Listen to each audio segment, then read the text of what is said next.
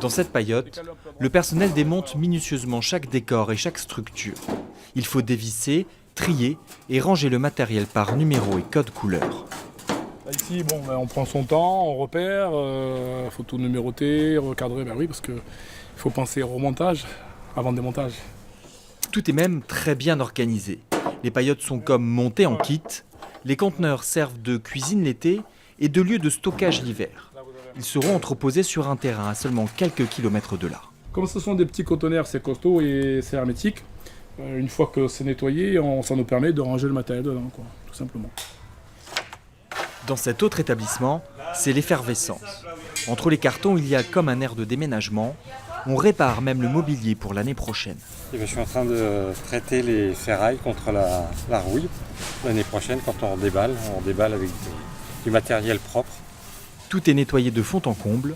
Le cuisinier a même mis la main à la pâte. C'est plus facile que dans les restaurants qui sont à l'année. Finalement, nous, on est obligé de tout enlever. Donc autant tout nettoyer et après, on repart à zéro l'année d'après.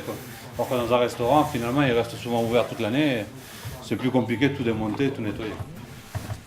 Selon les professionnels, l'année 2019 est jugée plutôt correcte, malgré des mois très irréguliers. Voilà, le mois d'août, il reste le mois d'août. C'est quand c'est plein, c'est plein. On ne peut pas faire plus, mais voilà, ce qu'il faut combler, c'est les mois, surtout les mois de juin et de septembre, où là, il n'y a personne sur la plage.